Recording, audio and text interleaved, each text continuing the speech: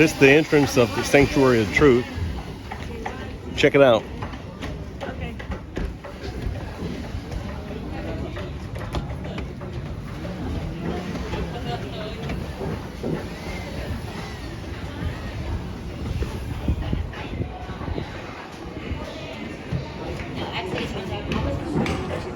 Okay, so everyone, please go inside. You can go first, everyone. Let's proceed over here. Yeah, I know. Okay, go inside, everyone. Ooh, that's pretty cool, huh? Alright, so everyone, let's proceed over here.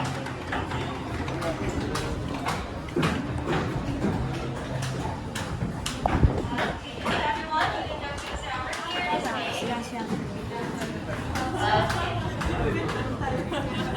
Okay, so everyone's still good. Still okay?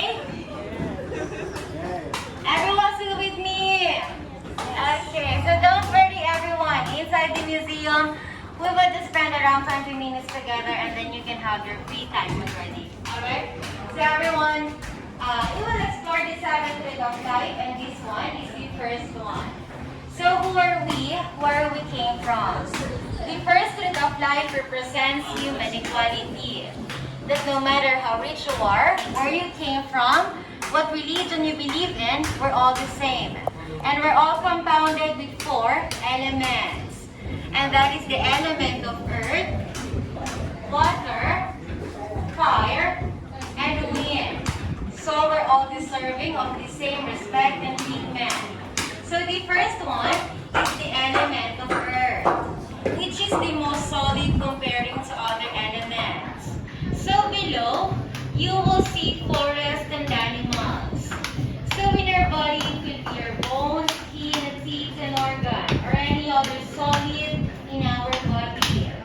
The next one is the element of water. So below, you will see some waves. In our body, it could be your blood, plasma, sweat, tears, or any other liquids that we have in our body. The next one is the element of fire. So below, you will see the dragon breathing of fire. So in our body, it could be your body temperature and energy. And lastly, the element of wind. So here, you can see the moving of the clothes and the trees. In our body, it is our oxygen. So these are the 4 elements that made us all humans equal. So again, the first Ray of Light is all about human equality. Okay, so now everyone, let's move on to the second Ray of Light. Don't worry, after the tour, you can always come back here to take photos and videos again. Okay, let's proceed over here. This is everyone.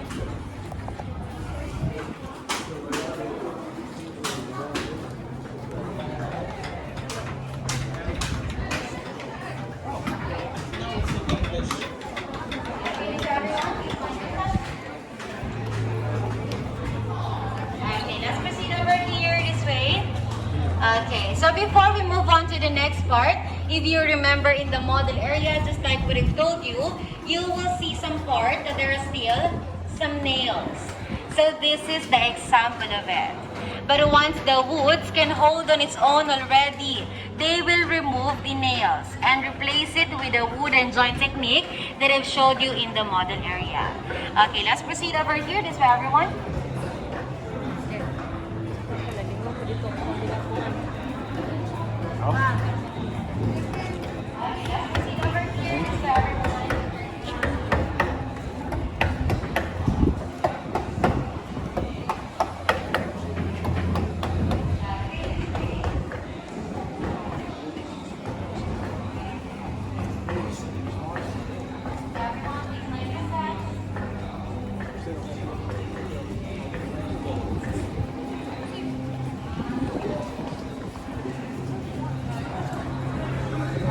Let's proceed over here. This is everyone.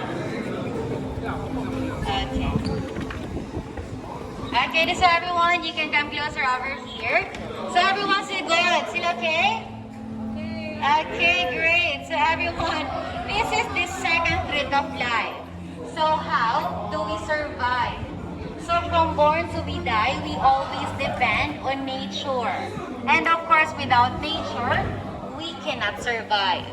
So if you look around in this hall, you will see a lot of lady and men sculpture.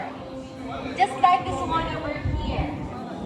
So the lady and man sculpture symbolizes our parents who gives us life, took care of us, and taught us how to become a good person. And that's the beginning of human life. If you look at the center up there, the ceiling, it symbolizes the whole universe. And the structure over here represents the Mother Earth, which provides us the food, accommodation, or shelter that we need. And behind is the God of Sun figure. The sun that gives us day and light, and the moon that gives us snow and high tide or the level of the sea. So all of these sculptures behind symbolizes the days of the week. So sun is Sunday, moon is Monday, Mars is Tuesday, Mercury is Wednesday, Jupiter is Thursday, Venus is Friday, and Saturn is Saturday. So they believe that the day you were born indicates your unique personality. So later on after the tour, you can come back here and you can check the calendar down there. By the way, does any one of you here who was born on Sunday? Sunday is a person who has a leadership characteristic. How about Monday? No one, or you don't know? Tuesday. Tuesday is a hardworking person. Wednesday. Thursday. Friday. Friday is a wealthy person. How about Saturday? Does any one of you here who was born on Saturday? Well, they said a person who was born on Saturday is a person who's always angry. Well, actually, this sculpture over here symbolizes a person who was born on Saturday. As you can see, it seems like he is angry. He is suffering. So he is suffering. He is always scary.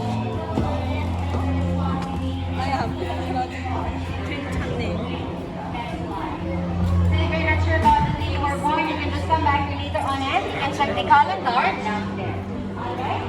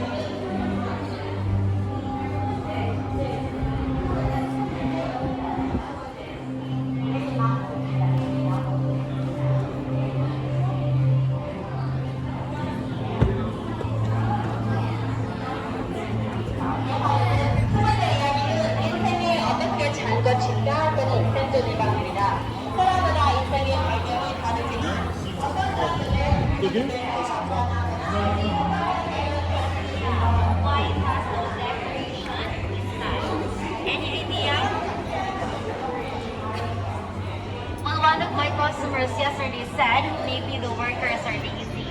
But the truth is, it simply reflects to the emptiness of our lives. So when we came into this world, we came with nothing. And when we die, we take nothing with us as well. Just like the Buddha. However, what we could only left into this world is we either create goodness or badness. So now let me show you some examples of people who left good things into this world. So let's move on to the fourth truth of life. Okay, let's proceed over here to everyone. And by the way, you can come up here later if you want, but please remove your footwear to show respect. Okay, let's proceed over here.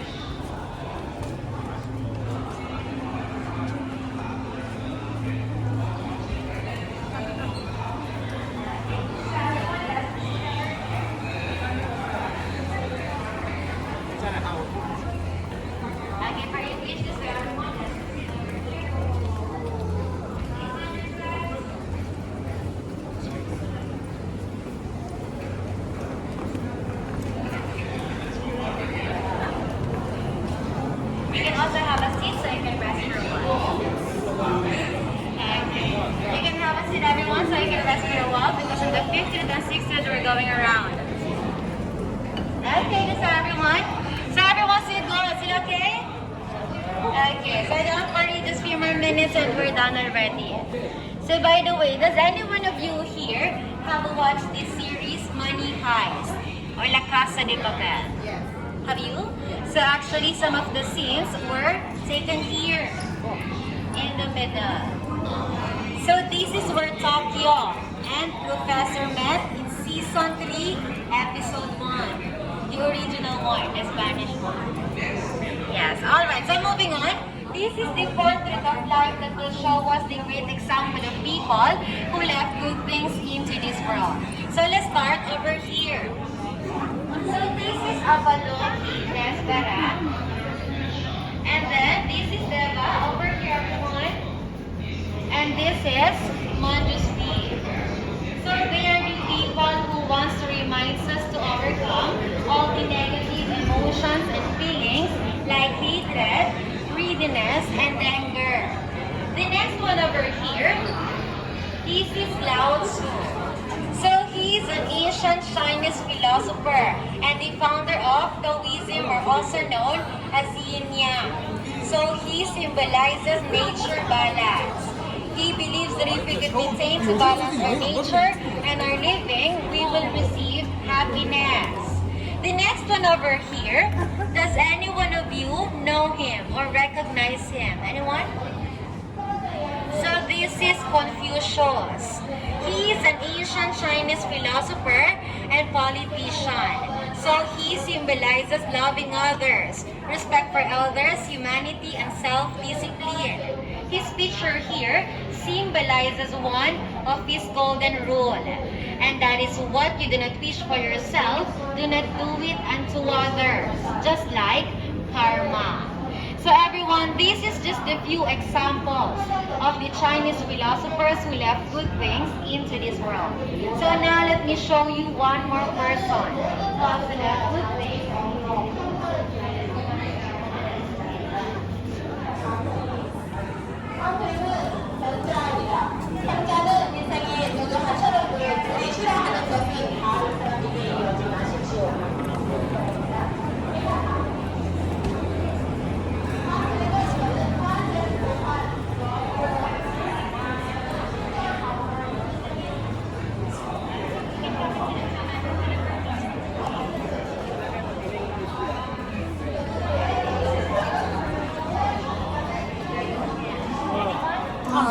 Whenever you have seen him in your thousand bag, the old one.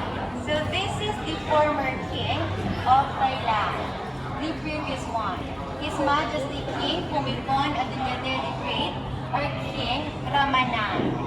So he sacrificed all his life to improve the quality of life of Thai people. To improve the living and condition of his people, he initiates thousands of development projects.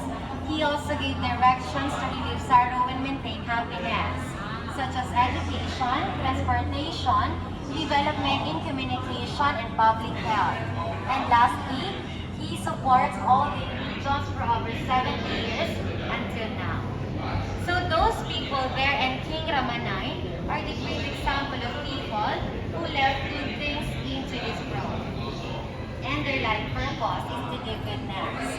So every one of us here has different life purpose, and no one can tell you what you are. However, we know that the faithfulness of life will help you to determine and define what is our life purpose somehow. So let's start over here. So any one of you can guess what is this man doing? You can come closer, everyone, so you can see it clearly. Any idea what he's doing? Sorry? Any other answers? Sick. What are you doing? He's sick. What are you doing? He's throwing up. Throwing up or vomiting. Oh. So why do you think he is vomiting? Well, I hope you don't mind me asking. Does any one of you here vomit last night? No one? Oh, that's good. Because he had too much alcohol.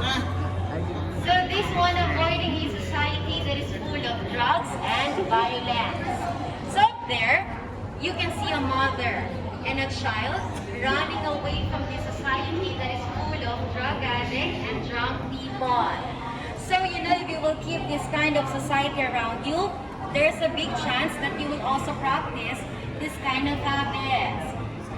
But don't get me wrong, it's okay to drink as long as you know your limitations. Okay, moving on to one more example over here. This one. Let's proceed. So the next example right here, initiating to do things without procrastination. Just like this man here, seems to be lazy, doing nothing, while the people around him are busy and productive. So, if you want to do something, we must do it now. We should not wait until tomorrow because tomorrow is never promised. Everyone still good? Still okay? Okay, moving on to next example.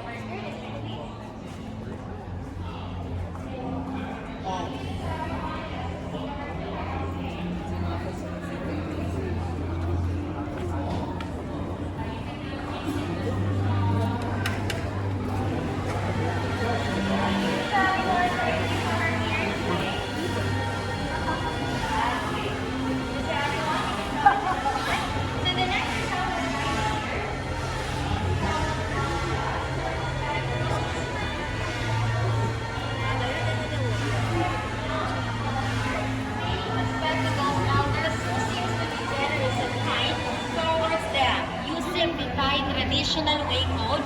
Why? Well, the opposite side over here, Father tells us to surround yourself with people who empower you to become better.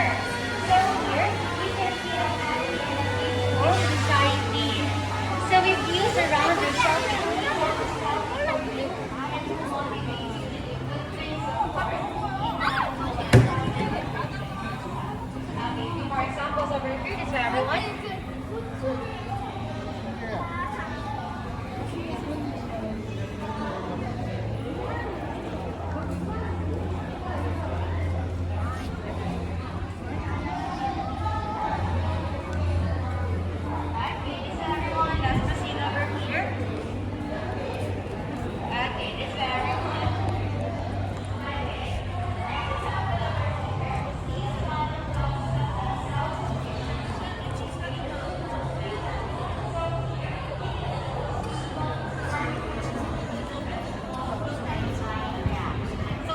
One of the great example of self-sufficiency, and this is also one of the project of King Ramanan. On the opposite side over here, this column tells us that learning is an endless journey. Learning is a treasure that will follow its owner everywhere. So here you can see a man who's reading a book, which can serve as a good example of a great learner. And it can also refer to the saying, we never stop learning. Everyone still good? Still okay? Are you sure? Okay, so everyone. Okay, so now let's move on to a few more examples over here.